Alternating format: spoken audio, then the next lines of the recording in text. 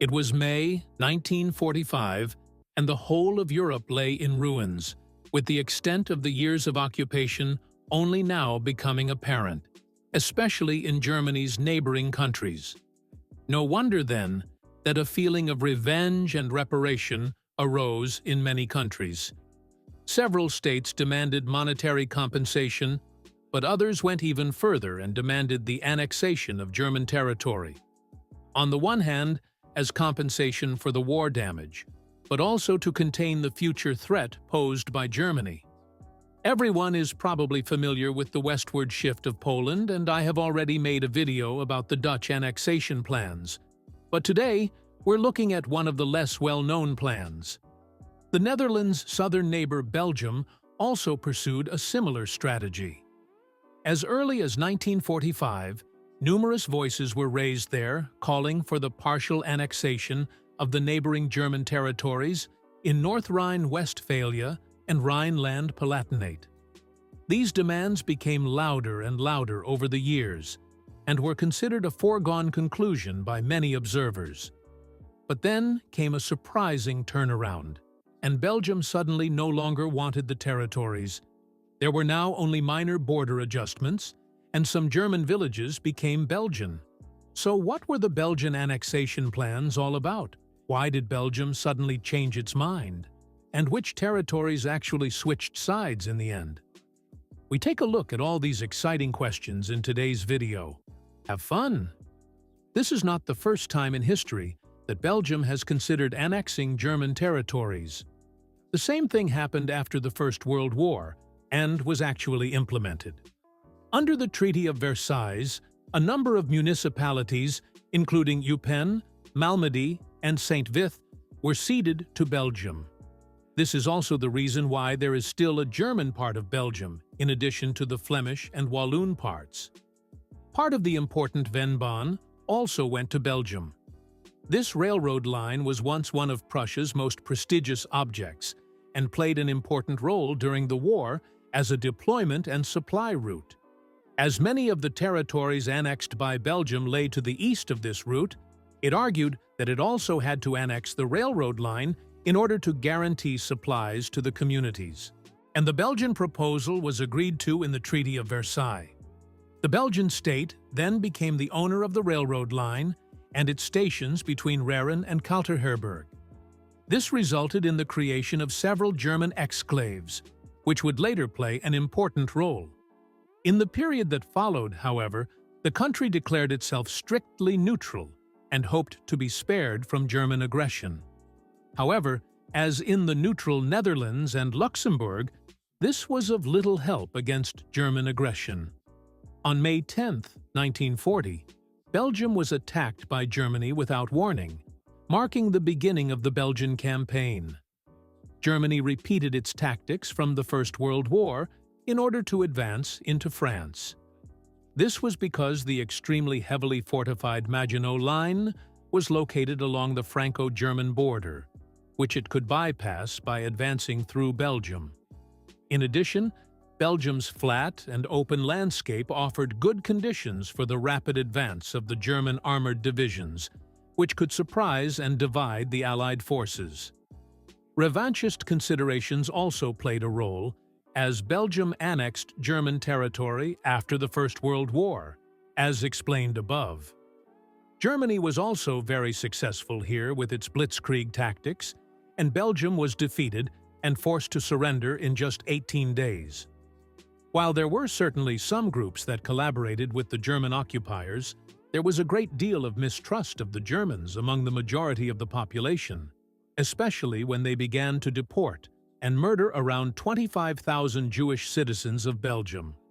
And as the war progressed, there were also massive repressions and food rationing against the rest of the population. It would take until September 1944 for the state to be liberated by Allied forces, mainly British, American, and Canadian troops. The Battle of the Bulge in the winter of 1944-45 was the last major battle on Belgian soil, but the country was in ruins and a political crisis was looming in the country. As a result, more and more politicians demanded generous compensation for Germany at the subsequent Allied conferences. In addition to monetary compensation and the lending of labor, the possibility of several territorial annexations came into play. While the hardliners demanded a far-reaching advance into North Rhine-Westphalia and Rhineland-Palatinate, it quickly became clear that the Americans would not tolerate such a major territorial change. They wanted to rebuild the FRG quickly so that they could use it as a strong bulwark against communism. The huge Dutch annexation plans were also rejected for a similar reason. This resulted in minor border shifts and border adjustments, and so on April 1, 1949, even before the Federal Republic of Germany was founded, several German territories became Belgian. These included the Aachen district of Bilchen, parts of the village of Lekau, Losheim in the municipality of Hellenthal, and Hemmeres in Rhineland-Palatinate. Belgium wanted better access to the Vennbahn, which was still in Belgian hands after the Treaty of Versailles. However, the first annexation created even more German exclaves. Therefore, in a further step, even more municipalities were to become Belgian. Surprisingly, however, the Belgian government made a sudden U-turn in 1949. For one thing, there was massive protest from the North Rhine-Westphalian state government, although this probably played a subordinate role in the decision.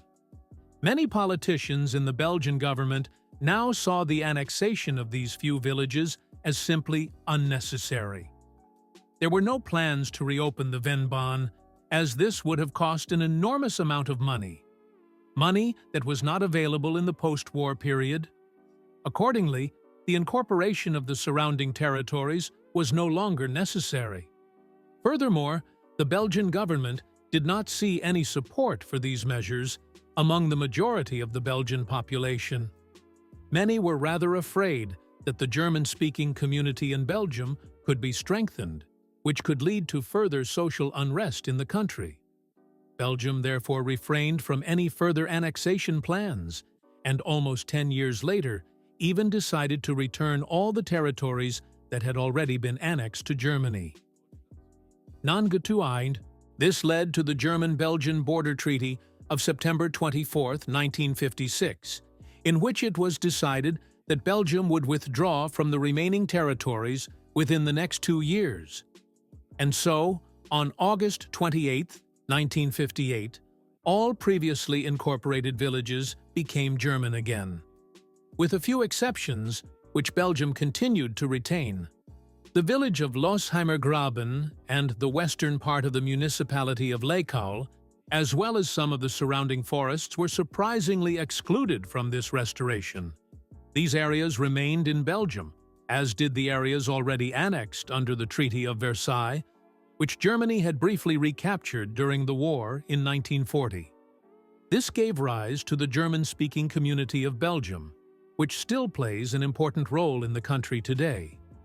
In January 2008, there were further border discussions. It was once again about the Vennbahn. There were plans in Belgium to dismantle the railroad tracks and build a cycle path there instead.